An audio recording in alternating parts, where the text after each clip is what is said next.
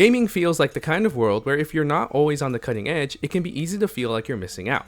When you can go on a platform like Twitch and see everyone you follow basically playing the same game, it's hard not to feel that way. Still, I like to think I've mastered the art of ignoring that urge.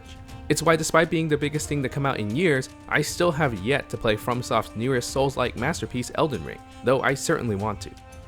It's also why it took me 10 years to finally work up the motivation to get through one of their most popular and most talked about games, Bloodborne.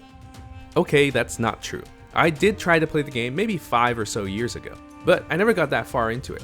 I ended up dropping it for a pretty long time, not for any particular reason, and it wasn't until recently that I decided to revisit the game. Gameplay-wise, Bloodborne is as immaculate as any other modern FromSoft Souls-like, incredibly challenging, painfully punishing, and inevitably satisfying. Bloodborne easily proved, to me at least, why it is so beloved by its fans, and why there has been this constant clamor for the game to come to modern consoles and PC. What really pushes this game over the edge for me, however, is not the gameplay. Instead, it's the incredible aesthetic and atmosphere that oozes from its unholy pores that really catches my attention the most. The lore is also enticing as well, though I would be lying if I said I understood more than a third of it. But what really sells this game is how it looks and how it feels to walk and travel through its worlds and environments. There's a kind of haunting beauty to Bloodborne, one that is very familiar to FromSoft's usual fare, yet is also different from what came before. Now's a pretty good time to mention again for anyone who might have not seen my other videos that I'm pretty bad with gore and blood. Anything visceral related is going to leave me pretty queasy. That goes for Dark Souls as well, and it is pretty much the one reason for why I still haven't gone back to do a playthrough of any of the games, even though I love the trilogy. Places like Blighttown and Black Gulch still send shivers down my back, and the Basilisk is one creature that creeps me out so much that I'd even want to find a picture of it for this video, lest I have to see it more often than I'd like to. I bring this up because I think it's interesting that despite featuring a lot of the same gruesome imagery that Dark Souls often invokes, I don't feel that same aversion to Bloodborne. In a way, it does make sense. Dark Souls is all about decay, ruin, and rot, so a big part of its effectiveness relies on it being expressly gross. Bloodborne, meanwhile, is more Lovecraftian in inspiration, with monster designs being more grotesque and mind-melting rather than disgusting. Not to say that Bloodborne doesn't have horrific and monstrous designs as a whole, but I do feel like the game focuses less on pushing that grotesqueness and more on selling the majesty and etherealness of Yharnam and its surrounding areas. The Victorian-era designs, the emphasis on night and moonlight, and a focus on insight and the mysteries of the Great Ones all lead to an atmosphere that is less horrifying and more mystifying. Everything about the world of Bloodborne is elusive in a way that is incredibly compelling. It's the difference between what is that and what is that, if that makes more sense.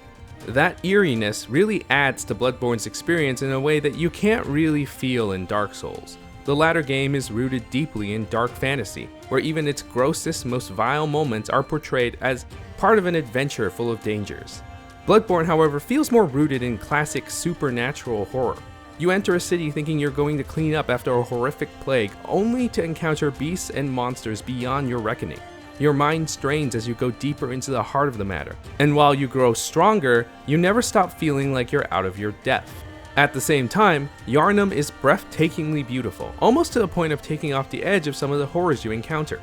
Its architecture is intricate and refined, and other areas like Canehurst Castle and the Forbidden Woods are a mixture of forebodingly calm and eerily soothing.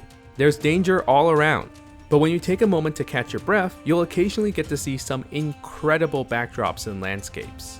By the way, I don't want to make it sound like Dark Souls doesn't have its share of beauty or majesty, because it certainly does.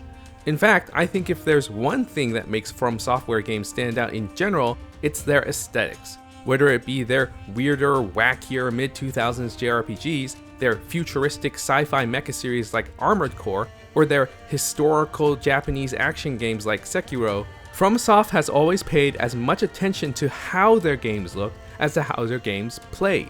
They didn't necessarily always make them look good, but they certainly made them stand out, that's for sure. In the end, I think that's what pushes Bloodborne over the edge to be my favorite FromSoft game, at least for now.